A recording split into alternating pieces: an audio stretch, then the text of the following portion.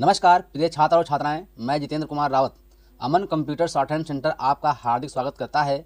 जो छात्र और छात्राएं सिंह प्रणाली शॉर्ट हैंड पूरी किताब पढ़ चुके हैं और उस किताब के मैटर की भी शॉर्ट हैंड डिक्टेशन स्पीड बना चुके हैं और उन्हें अधिक शॉर्ट हैंड डिक्टेशन स्पीड बनानी है तो संपर्क करें, क्योंकि हमने रामधारी गुप्ता की किताब में से 203 पेज डिक्टेशन के लिए हैं, जो प्रत्येक पेज में 400 शब्द हैं, जिनका डिक्टेशन 60, 80, 100 व 120 शब्द प्रति मिनट की स्पीड से 400 व 800 शब्दों पर दिया गया है।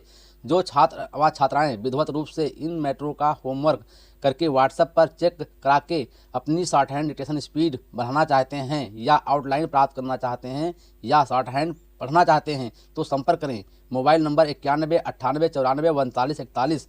दूसरा है 700 790 52 75। अतः संपूर्ण पढ़ाई व्हाट्सएप पर वीडियो के माध्यम से कराया जाएगा। धन्यवाद।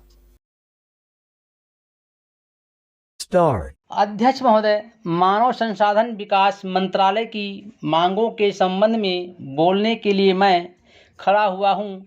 शिक्षा की पद्धति के बारे में, उसमें परिवर्तन लाने के बारे में, इस क्षेत्र में हमें जो असफलता हाथ लगी है उसके बारे में अभी मेरे मित्र ने बहुत कुछ कहा है। दुर्भाग्य की बात यह है कि देश में सभी लोग यह मानते हैं कि शिक्षा में प्रगति नहीं हुई है, शिक्षा पद्धति में आमूलचूल परिवर्तन नहीं हुए हैं, लेकिन फिर भी इस दिशा में कुछ किया नहीं जाता है। ऐसा प्रतीत होता है कि इस विषय में कुछ भी करने की स्थिति में हम नहीं रहे हैं। स्थिति ज्यों की त्यों चली आ रही है। इतना होने पर भी शिक्षा की मद पर होने वाला खर्च है जो उसके लिए धनराशि आवंटित की गई है वो भी बहुत थोड़ी है, लेकिन उस पर न जाकर मैं आपका ध्यान इस ओर दिलाना चाहता हूँ कि मर्ज बढ़ता ही गया। ज्यों ज्यों दवा की वाली कहावत ही आज चरितार्थ हो रही है।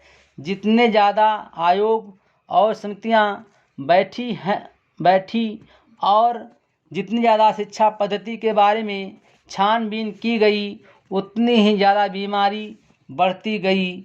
बीमारी का इलाज न होकर और भी खराबियां पैदा होती गई। अभी मेरे मित्र ने माननीय मंत्री का ध्यान एक रिपोर्ट की तरफ दिलाया था। इस तरह की बहुत सी रिपोर्टें हैं। अभी सदस्य महोदय भी एक रिपोर्ट का जिक्र कर रहे थे। रिपोर्ट तो बहुत सी प्रस्तुत हुई हैं, लेकिन मंत्रालय ने उस पर कभी कार्यान्वयन करने की दिशा में कोई कदम नहीं उठाया।